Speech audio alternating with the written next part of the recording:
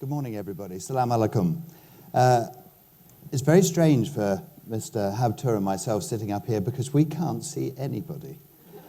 So it's a bit like having a private conversation. So at some time later, we would like you to join in.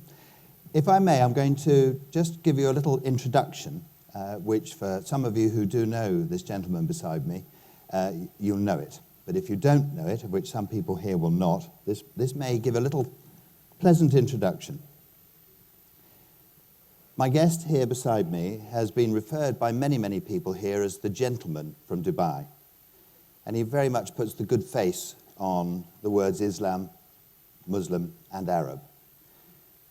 He was born very locally and indeed lived in a barasti, in a dwelling on the edge of the desert. And in his book, he says, "It was in 1949 when I emerged yelling into a world that no longer exists." He managed to master English, engineering, architecture and construction, HR, personal management, history and philosophy. But above all of this, he is most certainly a gentleman, and he sets very high personal goals. As the Emirates grew, he grew. And as he grew, the Emirates grew. They were literally linked together. And this is very much a story of faith, belief and religion. It's a story of failure, which he talks about very openly, and we'll come to that later, leading to great success. It is a story very much of discipline, determination, friendship, trust, and charisma and success. It's an extraordinary story of life balance, and when you hear him talk later, I'm sure you will agree with this. Very, very, very strong-willed gentleman. But it's two parallel lives, as I said earlier. This is about his life and the life of the region, and they are linked without any shadow of doubt. He doesn't need to prove by writing a book that he is a success, and any of you that have any knowledge of publishing, in fact, I think it would be fair to say if you want to make a fortune, don't become a writer. So this is something that he wanted to get off his chest, and it is a beautifully written story. He knows that this region needs help and needs change, and if you read this book, you'll realize he's probably the man to do it. But I have bad news for all his staff. We have a lot of people from the Habtoor group here today. Bad news, he's not retiring. So if you were fixing your eyes on the job, it's not quite available yet. So this is a man who's gone from riding camels to riding in a Bentley and flying in his own jet. This is a book about a very successful and well-liked man, and I would like you to welcome, please, Khalaf Ahmad Al Habtoor. Thank you. Thank you. I thought I'd begin, as I talked about earlier, that he grew up in the desert. And now these are, luckily I didn't have to show Mr. Habtoor these photographs before. They're from your book, so it's okay. But it gives you an indication of the world that was here before. And I thought a good place to start, if I may, Khalaf, is Sure. How do you look back to those very early days of what this region was like to what we see outside here now? Well, thank you very much, ladies and gentlemen. It is really a pleasure to be among you and to tell you a little bit of myself, my story, and my country. And I think a lot of UAE citizens, plus a lot of residents here of the country, know the country maybe more than I do. You know, the people who live by the water and live by the desert, they are very simple people. They are not sophisticated. They are simple people. They participate. They share their food. I remember myself those days. I ride a lot of camels with my father. I hate schools. I run from school. I go with my father. We ride camels from 5 years old. I was riding camels with my father. And definitely we don't have the luxury to eat caviar or any, what you call it, smoked salmon, which I hate it now. But I was sharing, even my father, you know, telling me to take this, we call it ligma, for the camel to feed the tamar, the dates. And believe it or not, I was sharing with the camel to eat that dates because it tastes different, it tastes so beautiful. Maybe because we don't have those days the luxury, what we are having, thanks God, now. But you have to make a decision whether you stay, in that happiness with your animals, with your people with the same mentality those days, or to grow with the country. Yes. You have to determine, and this is very hard. Of course, myself, I made it clear to myself that I want to grow with my country, parallel to my country, and to support, the development of my country. This was the decision I took. And of course, myself and the people of the country, led by our leaders of the country, we are responsible of making our country successful. We are responsible, all of us, not depend only on the government or our rulers, it depends on us. We are part of, we should be held responsible in case of any backdraw. Therefore, we are working with them parallel, we are growing with them, and even my emblem and my logo saying that I am growing with the United Arab Emirates used to be growing with Dubai. Later, because federation, therefore people see I am biased, I said, no, we are growing with the United Arab Emirates. And thanks God, we are doing very well. I mean, it is hard, responsibility, but I have to work hard and to do something with the parallel. Because many people in this room, when we look at, with due respect to that very early beginning, your needs were very simple, your food was very simple, your lifestyle, your home was very simple. How do you go from such an uneducated beginnings to be this successful? What was that first moment that you realized that you were destined to do something different? Well, this started when I was little and I was racing camels. And always I beat everybody. This is a little bit diplomatic, I can't say who. Yes. I can hear some Maybe of your Dr. colleagues. Rafi Yes. knows. I was racing in camels. I was little, very lightweight, because there's not a lot of food. But I beat everybody, and everybody that there's the ruler and us. We don't have the luxury. We are eating the same. We are sharing with our animals. We are, nobody better than the others. We are equal. Therefore, but when I felt I am, winning in camel racing, I said I'm going to win something else. I have to work hard. And I started, in the summer with an American company. I was living in Shindaga, and I thought they want translator from English to Arabic. I went there, I know 2 or 3 words of English those days. and I was appointed for 2.5 months, and my boss was English, an American, but the company, but my boss is an English, and I learned a lot from him. Probably quite a lot of English. Quite a lot of English, I would hope. Yeah.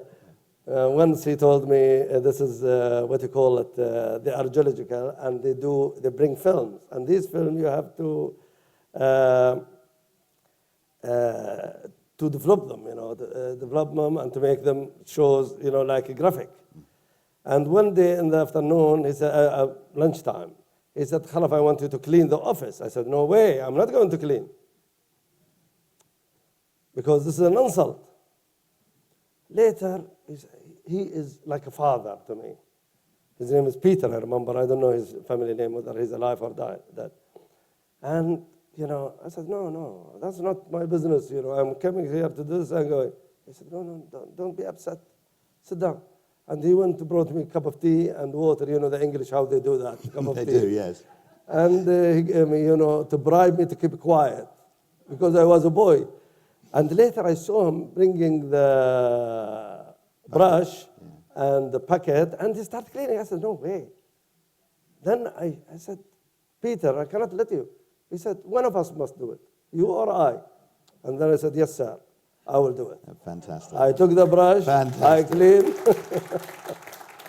I cleaned our office, he and I have a small desk. I don't know what to do with that desk, but I was just showing that I'm sitting in a chair and desk in front of me. But I helped that Englishman. He was one of great person. I cannot forget. That's an amazing lesson, Yeah. a good way to start. Yeah. In fact, moving on from when you've made up your mind, you're winning your camel races, and you're determined to make money and to be a success in life. And when I first met Mr. Habtoor, one of the things that I was talking about... Now you have to make a decision. You call me Khalaf or Mr. Habtoor. Okay, okay. Yeah. Every now, he's confusing me. But it confuses me. Khalaf, if I may. Yeah. Thank you. When I spoke to Khalaf originally, I was amazed that such a powerful, successful man was happy to talk about failure. And we had such a laugh about it. He's agreed that I'm allowed... It's in the books. I mean, he does talk about it. But I have to get you to tell a couple of stories that will cheer people up, because often when you start something and it doesn't work, you think, oh, I'm not going to bother anymore. I'm just going to just give up. Well, a couple of stories. Could you please tell them about your success in setting up a soap factory? How did it begin and what happened? You know, I started my construction company, and I was very happy with it. It is growing very slowly, like turtle, you know. And later, a friend of mine, he was the chief of intelligence, secret service, what do you call it, المباحث, and called Muhammad Saeed Al-Ghayth. He's related to me. And he came to me, And Muhammad Saeed came to me, he said, you know, I want to make soap factory, etc., etc. I said, do you know about soap? He said, no, we are going to hire somebody on this. I felt, you know, he pressurized me, and I accepted to go with him. Also, we pressurized one of our friends, and he joined us. And we didn't know nothing about the soap. Anyway, to cut it short, we brought the equipment, everything from Italy, and I'm sure from Italy they will also cheat you and bluff you there. And I remember there's one Italian here. I hope there's no more. Anyway, later, I came to know the soap is done by fat. And this fat is imported from Germany. And the factory is in Rashidiyah. And they brought these barrels, huge barrels, you know, dropping them there. Even without opening that barrel, it smells. It penetrates from the steel into out. I drove there, all the, you know, neighbor there complaining, etc., bad smell, etc. I said, oh my God, what should we do now? Anyway, let us manufacture now. The damage is done. Later, you know, we start producing. What was the soap called? You had a good name for the soap, didn't you? The soap, first we call it Dana. And did not work. Nobody buying it, unfortunately. A few people maybe we export to Iran and this. And one export and nobody buy again. He doesn't want it again. Anyway, I said, I force all our staff to buy it. And all our management. And later, all this, and my family. I bring all to my family. We are living in Shindaga at that time. I think in Shindaga, yeah. I come there and give them the soap, and I use it, and they don't use it. They are hiding it somewhere in the house. And later I discover, you know, all our engineers, all our foremen, everybody running and always crushing their skin. Because we didn't know how to make, you know, to test the lab. We didn't know how to do it. Anyway, it was a failure, and then we decided to sell it by any cost. We got rid of it before it is too late. Before that, you know, I went to England to meet Unilever to convince them that I'm going to produce for them.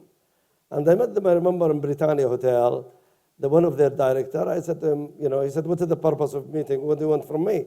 I said, sir, I want to make a deal. Instead you exporting from England, I'm going to produce it and put Lux and sell it for you in the Gulf. He said, who are you? I said, I am Khalaf, my name. He said, I haven't heard from you, and I can't understand. I waste my time with you. I kept myself. I hold myself because I need them. He said, listen, you bought a ticket, you stayed in a hotel, you paid money, but you know there's no deal because we don't need you. We are a big company, and you are a drop in the ocean. I said, sir, you are right, but I need your backing. He said, no backing. I will give you a few months, and you will be out of the business because you will be bankrupt. I said, thank you, sir. What can I do? I mean,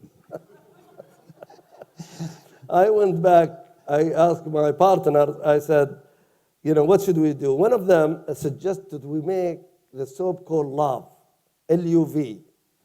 Because when you put it near the Lux, it become, maybe people, a lot of idiots, maybe they will buy this bad ones. Anyway, in the beginning, they bought it, etc. But later, nobody's buying it. I don't want to go farther into the court because we want to go. And this is the story. I don't want to. I think I'm not sure if you did mention that you were the only one in your family that was using your soap. That's right. But also, you were the only one with a rash. That's true. I don't want to go deeper. Don't go any deeper. Very wise. We won't dwell too much on too many failures, if you like, but it does show you that this is a determined man, but if it doesn't work, move on. Just quickly, because I laughed so much when I read it, you do have a very good story about the tents that you bought, only because a lot of people here will understand going camping, and I just thought you might just briefly tell us that one. This is the last failure, I promise. Yeah, because there is a secret in that. I cannot say it as well. Oh, okay. I saw a catalog that time before, when I left the company I worked for. Later I said, this is because this is earlier. Yes. I saw a catalog with a beautiful color of tent and I don't know what, beautiful people using it in the catalog. I ordered them. I went to the bank and I ordered. I don't have money, to be honest with you. And the tent came. I thought they are big tent. Later I discover they call it sleeping bag. People in Europe, they use it.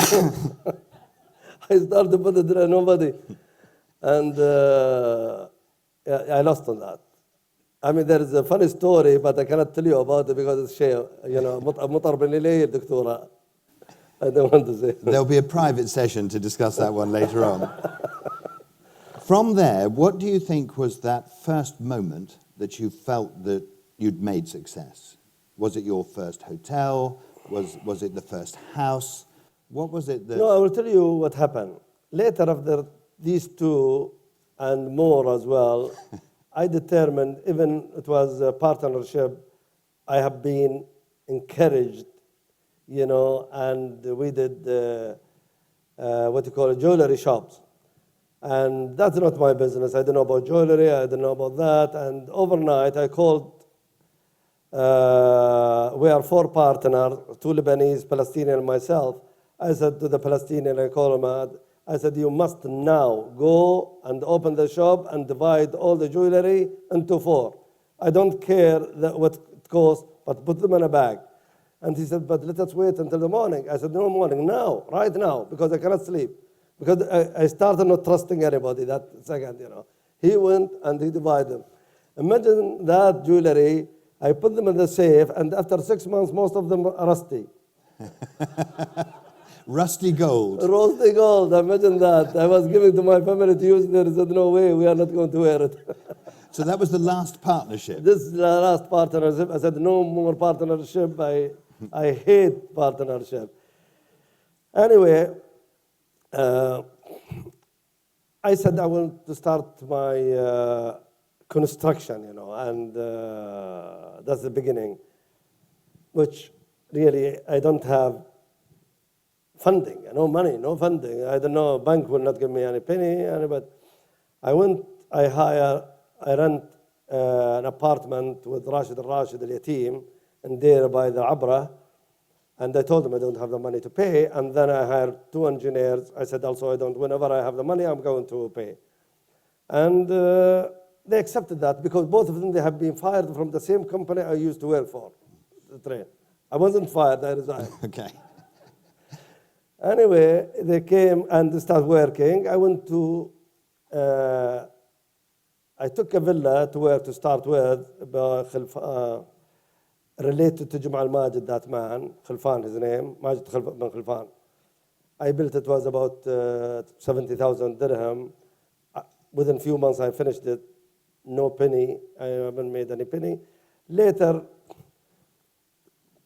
I heard that Abdul Wahab Galadari, Allah yarhamah, the late Abdul Wahab, is going to build a cinema called Plaza Cinema in the border between Jeddah and Dubai. I went to him directly because he's a close friend of my brother, Muhammad. I said to him, Abdul Wahab, Abu Ahmad, you know, I start my construction, and they had, you want to build? He said, yes, Khalaf, if you want to participate, no problem. I said, I'm ready to participate in the tender. He said, with your ex-boss. I said, no problem. I will participate, but I don't have the money, you know, to start the work, to buy cement, to buy steel. He said, that's not a problem. I said, I don't have bond. I don't have tender bond. He said, don't worry about that. I said, what do you mean, don't worry? He said, I will give you the bank guarantee. I will give you the bond. I will give you the advance. But I want you to beat your boss. This is to admit, you know. I said, that's not a problem. That's easy. That's the easy thing. Anyway, I put the tender and I won it. That is the first step I remember, which to make me move positive and to make me move strong. I made $500,000 dirham on that. But also there was a level of trust with all the people you were working with, yes, which shows the nature, I think, yes, of the environment and the people that you live and work with. There was one big step forward, because we know you for many things, motor cars, we know you for your hotels. The hotel business, this was a region that was not really a tourist resort yet. You had an opportunity to build one of the first hotels, am I right in this? Sure. How did that, I mean, to build a hotel with, again, limited finance at that time? Not limited, nothing. Nothing. That's a good place to start. How did that first, and it wasn't in where we know it now, was it? It was in a difficult area. This is a story. I was asleep. And those days, I mean, sometimes I stay late. I mean, not like now, I sleep at 10 o'clock, 10:30. Before that, you know, we are boys and this, stay late, talk, sit in the cafe.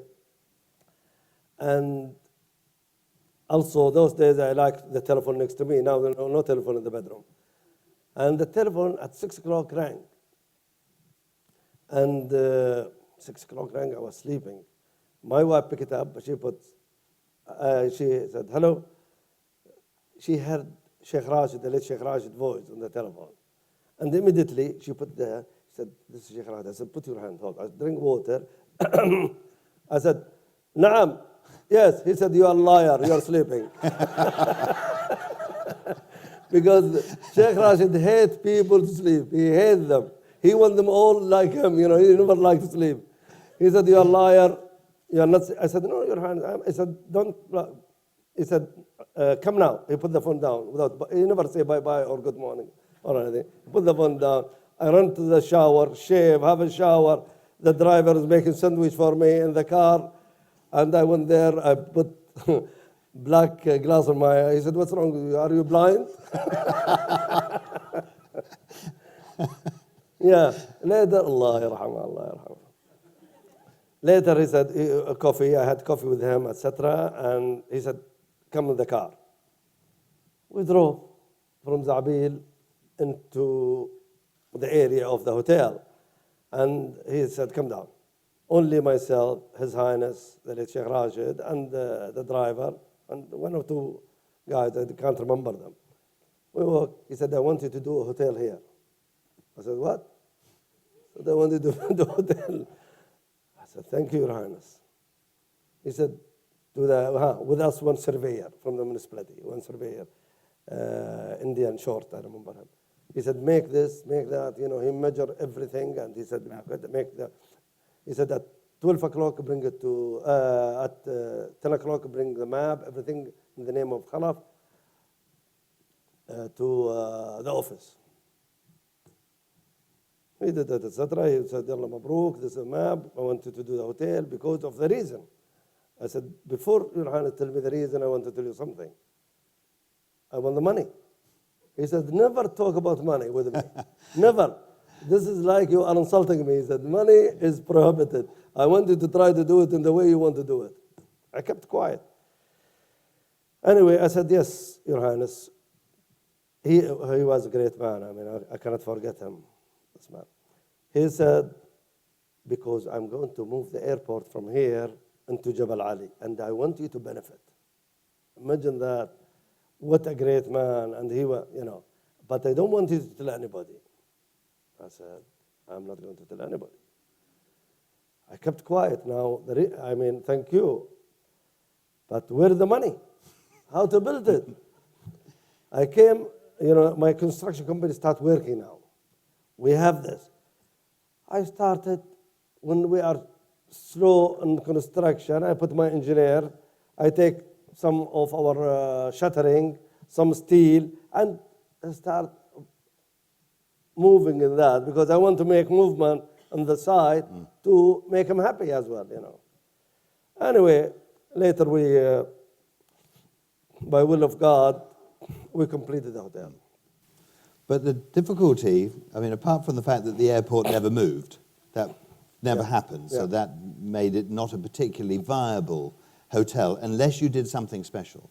And many people around here, expats, visitors, authors that are here in the room, they find, I'm speaking more for myself rather than everybody else here, but they do like hotels with alcohol, where there is a bar.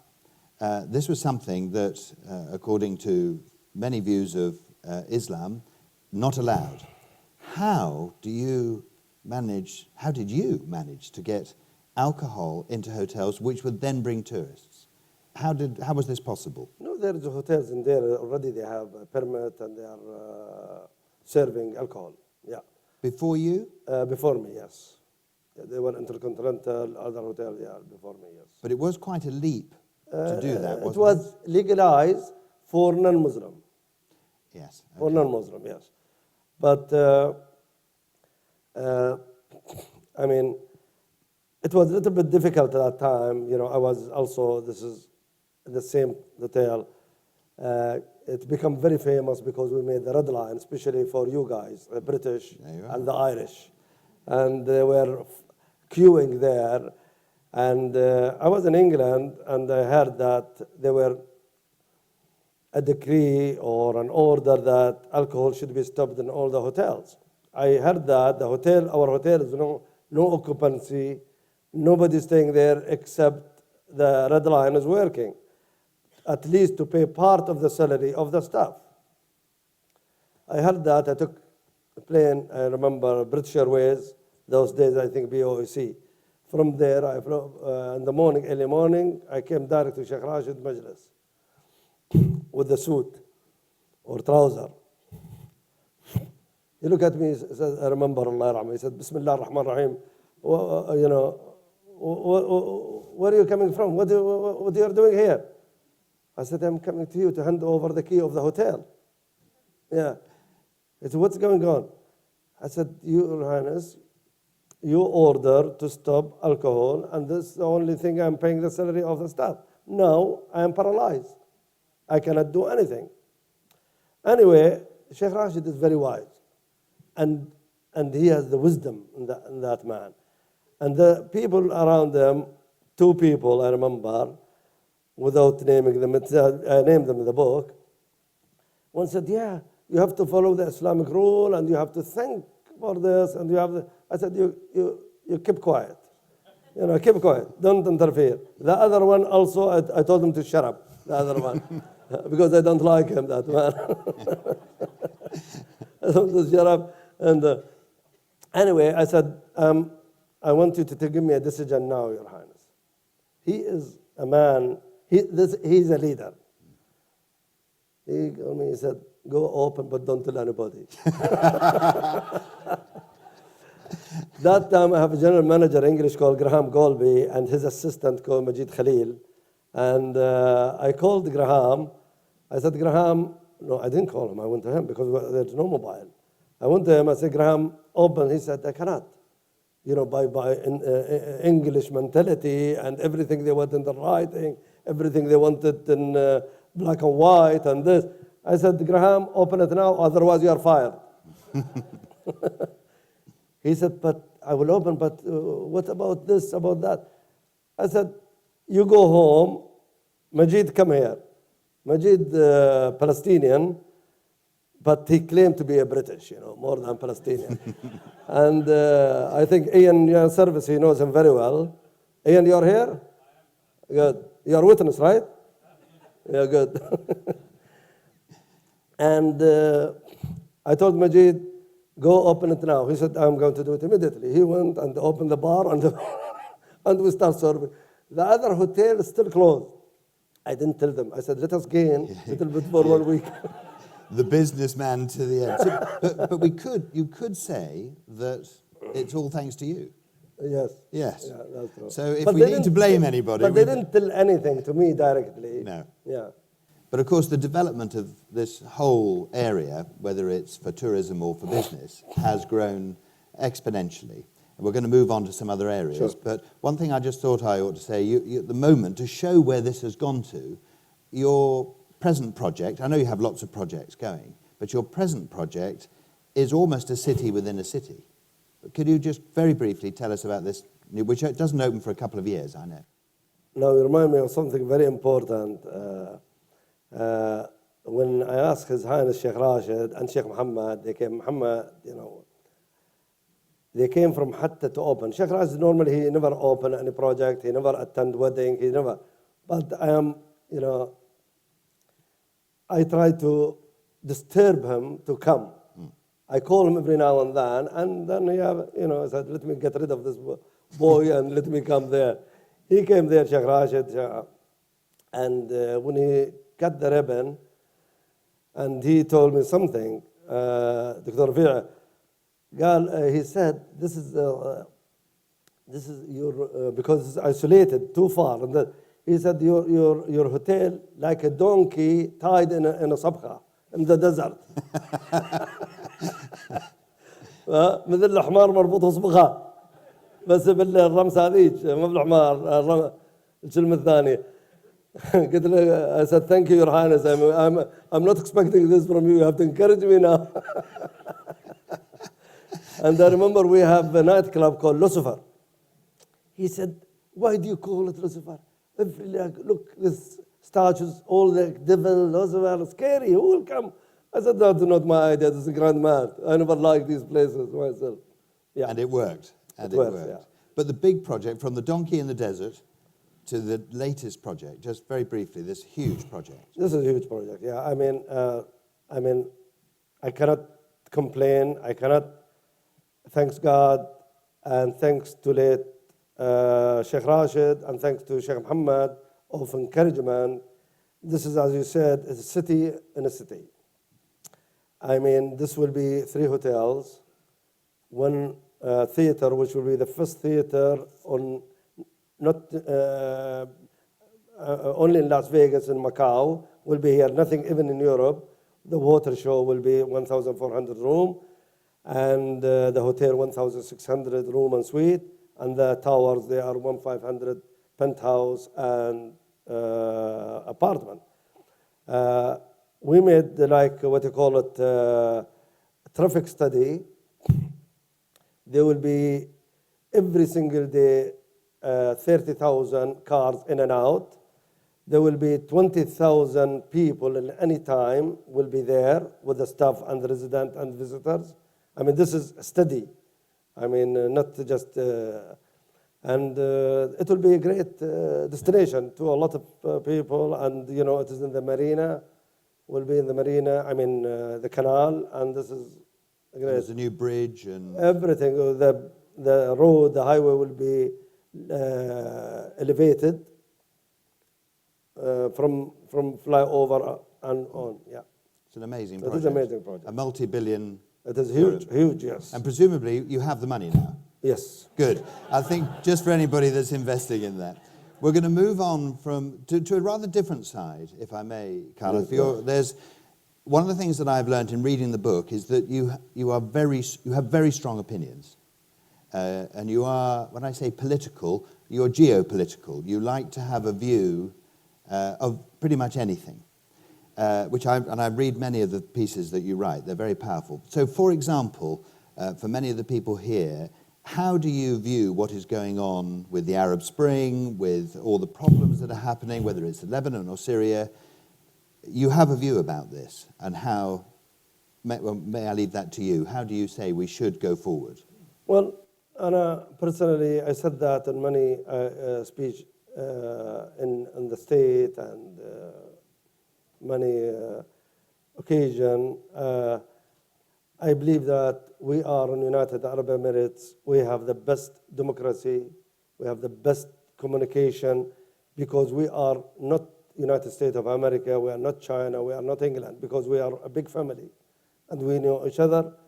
We have, you'll see people here living better than any life in the world. We communicate with our president. We see him whenever we want, our vice president, ruler of Dubai, and all the rulers.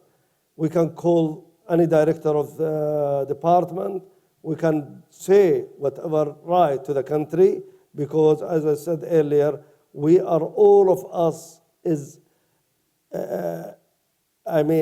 responsible of the peace and security of the country and success of the country. Therefore, I didn't believe, the way what happened, and I wrote article when it happened in Egypt, when they throw Hosni Mubarak. I wrote so many articles, and I said, you will see how you will be starving. The way you did is wrong. I'm not with Hosni Mubarak, but the way they did it wrong. Then after 1 year, they discover the conspiracy of brotherhood and who's beyond them. They want to take over, and later they discover that after 1 year.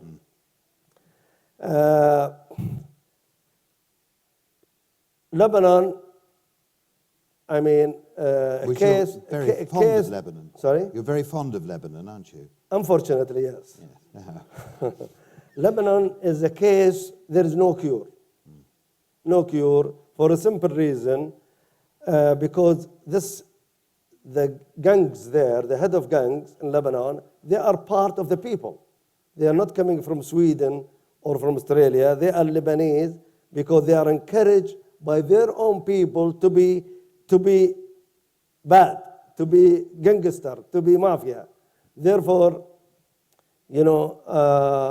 I'm saying that because, very difficult to rescue Lebanon, and Lebanon must be ruled really by outsider rather than Lebanese, because Lebanese cannot rule Lebanon. This is I know the president, I know everybody from the politician. They invite me, I never go to their invitation because I will disagree with them. That's very difficult. Syria, I think all of us,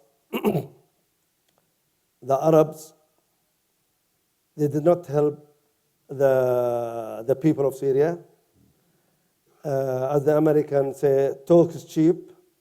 We talk a lot in the paper, we talk a lot in the TVs and the media, etc., but we are not helping. Helping, you have to put your feet in the ground and to back up the people of Syria. And you know the difference between terrorism and the proper people.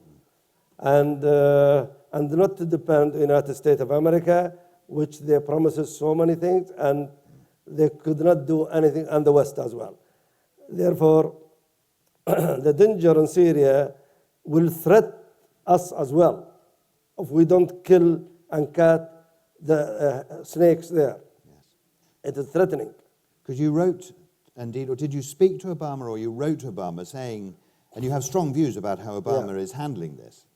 Obama, in the beginning he said that he will interfere, etc., and later he will pull out. I'm writing an article now about Ukraine and Russia, which I respect the Russian, because whether it's bad or good, at least, always I say the most difficult thing in life is the decision. Yes. Putin can take a decision. Obama cannot take a decision. Therefore, you can compare, between a man and a man, leader and a leader. Putin, and I don't like him, at all, but I don't appreciate what President Obama is doing.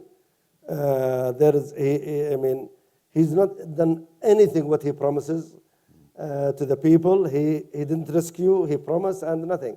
Now, for example, they are promising Ukraine, they will not do. No. The island will be taken by the Russian, whether they like it, the American, or the West, they like it or not, because they are decision maker. But it seems very strange, of course, that nobody asks the advice of people who seem to know what's going on. It always seems to be outsiders, because I think you've also tried to advise Cameron. Yeah. How do you, for many English here today, how do you perceive him as a leader? I think Prime Minister Cameron, at least he listens and he responds. He responds to any advice. He come to you and answer you, and he will give you his comment. Even with the British Army, the generals, when I wrote them about Afghanistan and this and that, they answer and they thank me of the point which I gave them. I mean, I didn't brought it from my head. We have research department, and we do all this research here. And about Iraq, I mean, for example, Iraq, which we call it cradle of civilization, has been handed over by President Obama to Iran. And instead of to be handed over to the Iraqi Arab. I am not differentiating between Shia and Sunni, but I'm differentiating between a pure Arab who loves the soil of Iraq and the man who doesn't care and work as an operator and driven by the Iranian policy, which they are our enemy, the Iranian. Well, I think, quite honestly, when you listen to Khalaf talking, we wish he was leading most of these communication with many of these countries. One thing you said to me, which again I think was quite a brave thing to say, and it's again in your book, when it comes to Palestine and when it comes to the Israelis, you said a wonderful thing, or a strong thing. You said that you admire the Israelis. Of course I admire the Israeli. Admire Israeli, very simple. Now, these idiots in Lebanon, when something happened, they say the Israeli, the Zionists behind that. The Zionists, they are clever enough. They are working to develop their technology. They are working to improve their economy. They are working to polish their people, to improve their standard of life. They are not going to kill an idiot there. I mean, of course, and tomorrow I would like to make a relationship with Israel. What's wrong? Israel, one of the countries which is advanced in the world, whether we like it or not. Yes. I mean, what's wrong? But unfortunately, Israel doesn't want us. Yes, that makes it a little difficult. We want to go to them. We want to work, but you have to go now and ask them whether they want to shake hands with us or not. I'll do that straight from here.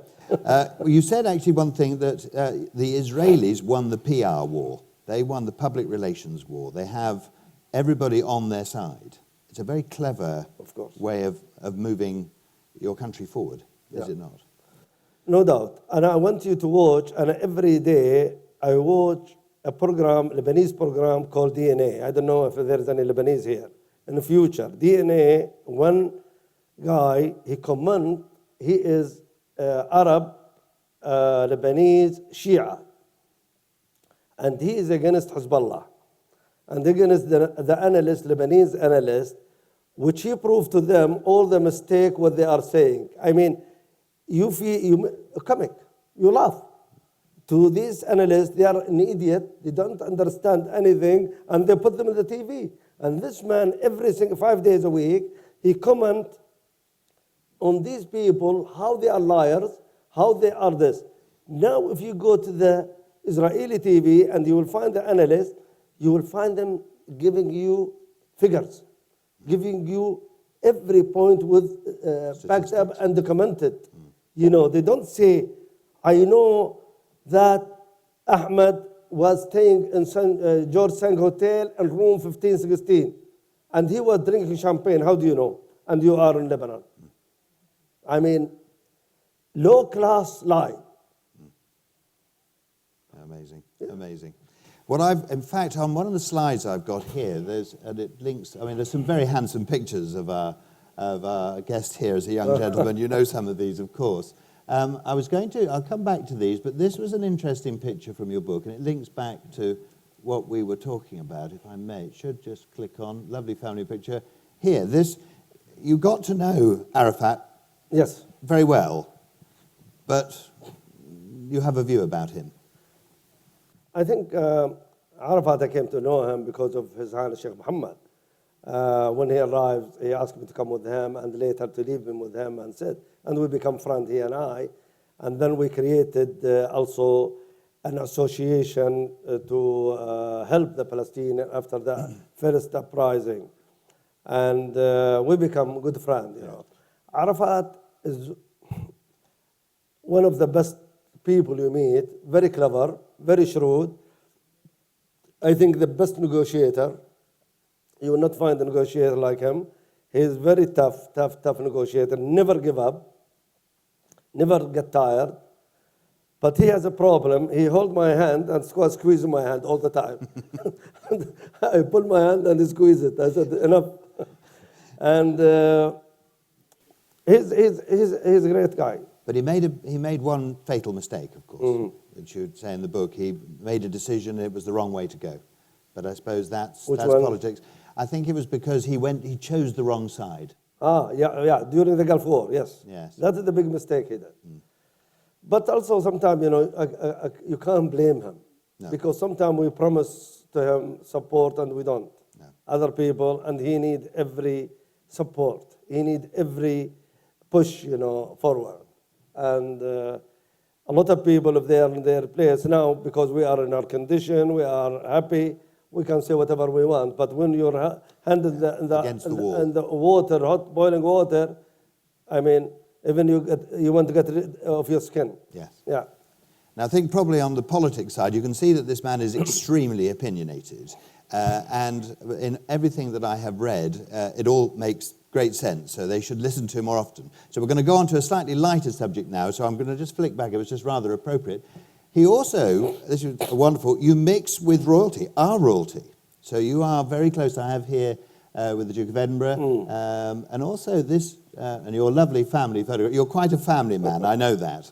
But the picture I was going to go back to, because I happen to be at that, you have a very strong relationship with our Queen. Can you explain how this started, your interest? This started on the level of sport, which is the polo. And and then we have communication, correspondence, and we meet. And she's great. I love when I communicate, talk with her. And I was, one of her story, I was telling her in the World Cup. I said to her, Ma'am, I said, you have the British football, national football. I said, they have a coach, Italian coach, which I can't understand, even his accent. He said, and he's always shouting in the line. He said, but she said to me, but the player, they are ignoring him as well because they don't understand anything what he's saying. I said, even Ronnie, the best player, Ronnie doesn't speak good English. He said, 100% he doesn't know any English. But she's an amazing woman. When she drives herself to your polo match, yes. I just think that's just amazing. Yeah. There's nobody driving her. She just jumps in her car and drives to join you. Because, Windsor, all that's her part. And, I mean, they're Secret Service, of course, but you can't see them. No. Not running left and right, And she is, always there, and her head is clean, 100%, and she gets very angry if there's some horses and the polo. She knows she is, Do you discuss politics with her? A little bit. Yes. I'm just going to, because I don't want to bother her with politics. You have to be careful, don't you? These were some pictures that were showing old, but they're in the book, which show old and new Dubai particularly. But just moving on again to something a little more jolly. Oh, actually, no, we ought to. Here, this gentleman played quite a large part in your life. How did that relationship begin? President Carter and I, we are working to bring the Palestinian and Israeli together. We try to help the Palestinian as much as we can within our limits, to create jobs for the Palestinian, to create, for example, in the agriculture and small industries, plus, bringing the two together, we are working hard on that with the President Carter. And it's going well? It is going, President Carter is doing a great job, really. Good. I have a lot of respect for him, and I can salute him. Good. Yes. Because one of the things, when I see some of the initiatives that you've done, I won't say which member of your staff has said that you are an impatient man. How do you have patience with politics? Because everything takes so long. You have to remember something. I'm not a writer. I'm not a writer. I'm not, and I write when I feel something, feeling. If I read something in the paper which upset me or to make me happy, I comment on it, I start writing that. But I'm not column writing every day or looking at this. I mean, I see, for example, what happened in Ukraine, which is not related to me, but just to prove to the world, do not trust America, do not trust the West. This is what I want to say to the Ukrainian. You have to trust your own people and negotiate with the Russian better than outside. Trust them because they will promise you, all of them, the French, the British, the American, everybody, and then they will go and leave you alone like a sheep. Better be strong, talk, negotiate, reach into better solution. Be your own people. Yeah, this is what I advise my people in the GCC.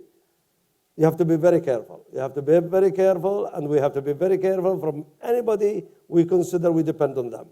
Depend on our own men, people, women, and on ourselves. There's nothing called friends. There is interest. I don't blame the West when they have their interest. I don't blame America when they said we have our interest. I don't blame them. We have to do the same.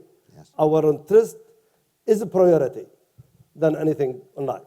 That's very, very sound, Yes. very sound advice.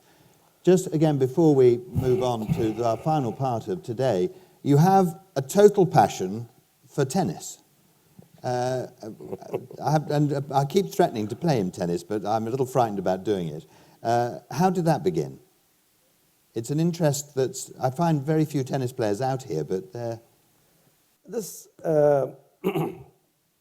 also one of the story I was going to encourage our resort because that time little bit is not moving, and I was sitting with one guy. He's Syrian.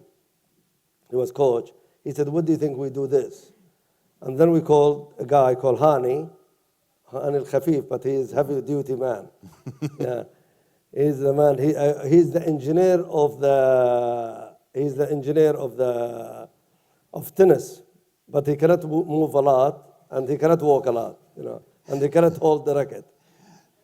I hope he's not here. And he encouraged me, and we started that. Then a lot of stars, I call them, graduated from our school. I mean, a lot of ranking number one, like Jelena Jankovic and Kira is here, my partner, tennis partner here. I told Kira is a very strong player. Where is Kira? You are there. I said, she is the muscle and I am the brain. Yeah, she ran and hit the ball harder than me. Well, when I did threaten to play Khalaf at tennis, he made it very clear I was going to lose. So I think that may be self-fulfilling. This is like the once Professor Dr. LeBaron, when he came, he's the U.S. Consul General here, they said he wanted to play with me. He came there to the tennis court and wearing bandage here, like Sheikh Hashar. And 2 bags, and he came over. I said, "Oh my God, that's Agassi or somebody coming." I was scared. He hit the ball. His ball is out, left, right. Then earlier I called him Professor LeBaron. Later I said, "Joe, out." Before I respected him, later no respect, out. And yeah, I love tennis. Well, just as a final question, before we go to this lifetime achievement, one thing that you have managed with your life, and I know my wife has ticked me off for this, but you managed to keep a life balance, and you talk about it in the book. Your day, you have a plan to your day. I believe to everybody, there is something called discipline in life. Constitution, like the Holy Book, Constitution of God, I call it, Constitution of God. There should be, God created the day to work, the night to sleep. There is a certain thing to relax, which unfortunately most of the people here, not here, I don't mean here, don't quote me, everywhere in the world, they are not implementing God's constitution, which is set for us, which make us success and make us great. I mean, myself, I am trying. I cannot tell you I'm doing it all, but trying my best. I'm a type of person, sleep at 10:30. I'm up by 4:30. I'm in my office before 7 o'clock. By 11:30, I leave my office because breakfast I eat at about 6:30. By 11:30, I'm starving. I need to have lunch. By 12 o'clock, I eat. 12:30, pray, rest for 10 minutes, 15 minutes. 2 o'clock, play tennis. Fantastic. Tennis, and then I don't want to tell you I have shower or not, okay? And then go to the office. Yeah.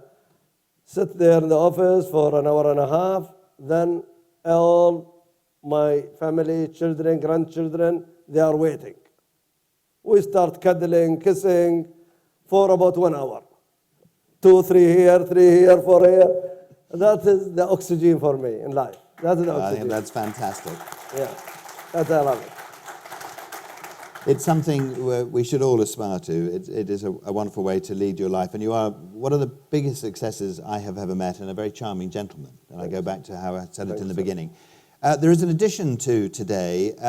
As part of Khalaf's great generosity, he has sponsored the Lifetime Achievement Award for the festival here. And if I could ask Isabel Abadol to come up onto the stage, who is the festival director, and in fact, a round of applause for Isabel, because without her, we wouldn't have this wonderful festival. Mr. Khalaf Al Habtoor here, talking about his life. I think it's been a real revelation for all of us to hear about Khalaf's early life in Dubai, and particularly about his camel racing, which I think was obviously where he got his very competitive streak and has gone on to be such a successful and well-balanced man of the region. And Khalaf has very kindly agreed to come today to give up time to tell us about that and about his book, and also to present a Lifetime Achievement Award to a personality who has proven through her tireless work and dedication and done incredible things, not only as a person, but also as a woman. And it is a great honor to present the Lifetime Achievement Award, the Khalaf Al Habtoor Lifetime Achievement Award, to Dr. Rafia Gubash.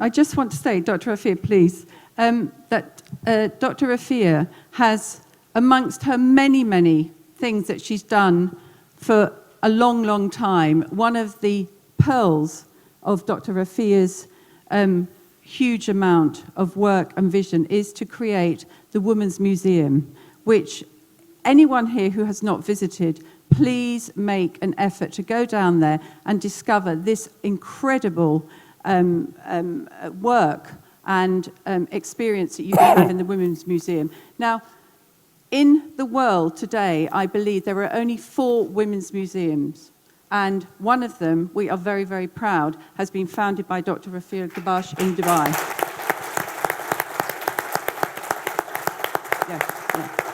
So I'm going to give the microphone to Dr. Rafia Gubash, and hearty congratulations on receiving the Lifetime Achievement Award from Khalaf Al Habtoor. Thank you very much.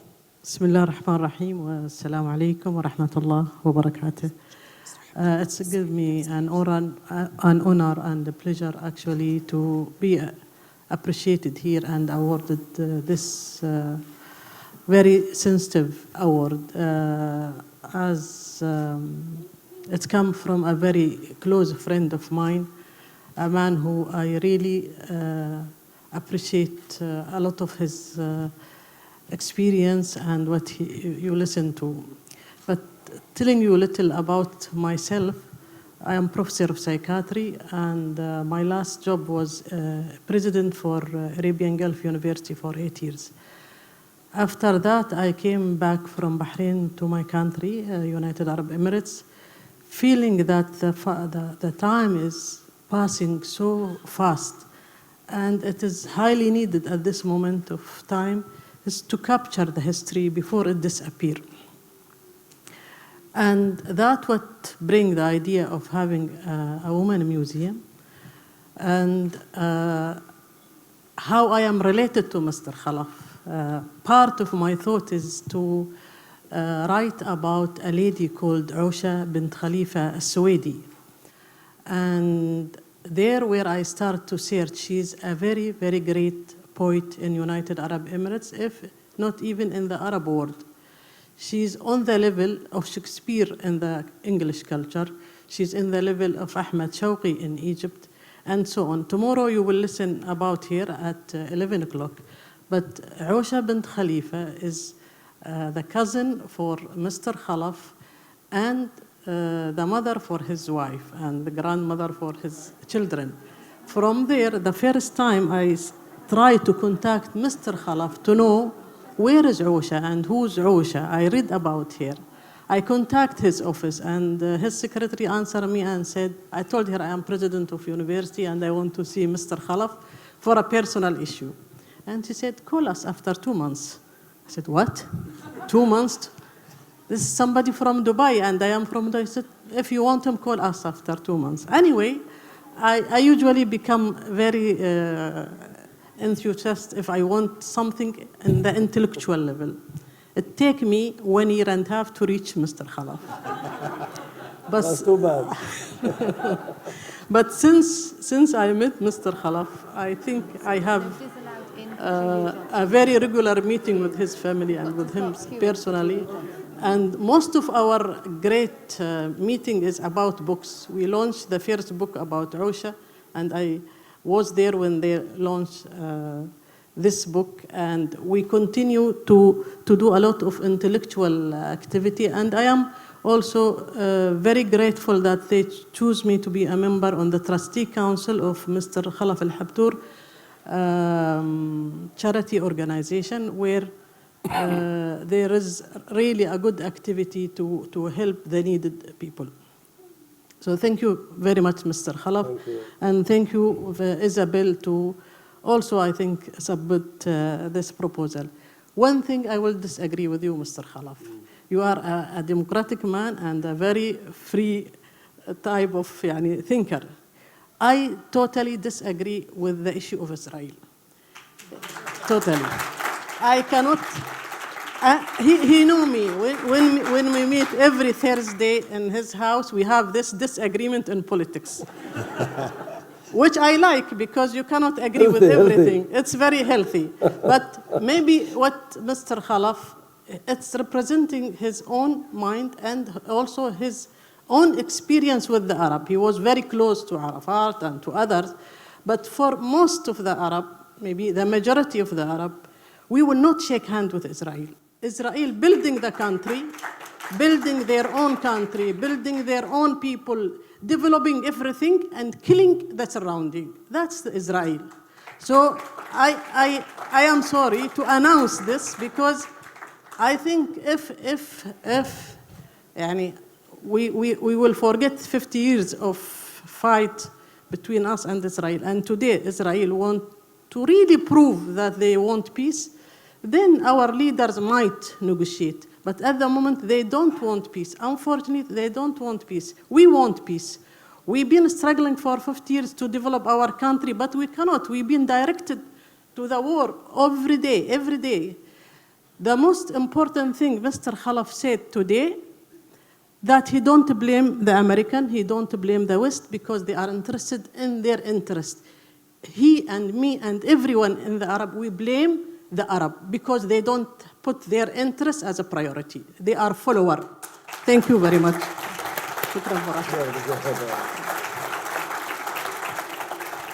Anything? Question? Ladies and gentlemen, just to say, first, congratulations, of course. Thank you. And thank you. If we could have a big round of applause for Khalaf. He's been great fun. Thank you. Given what we heard earlier and how difficult it is to get hold of Khalaf and pin him down for a meeting, he has very kindly agreed to sign some books upstairs. So this is a good opportunity, and I know, therefore, he can't escape too quickly. But thank you very much for your patience today. If there's any question. Oh, yeah. Well, we were going to ask some questions, but they've run out of time and they have a next session. Okay. So you can, when you see Mr. Khalaf upstairs, if you want to have a quick chat while you're signing, we look forward to seeing you upstairs. Thank you very much, everybody.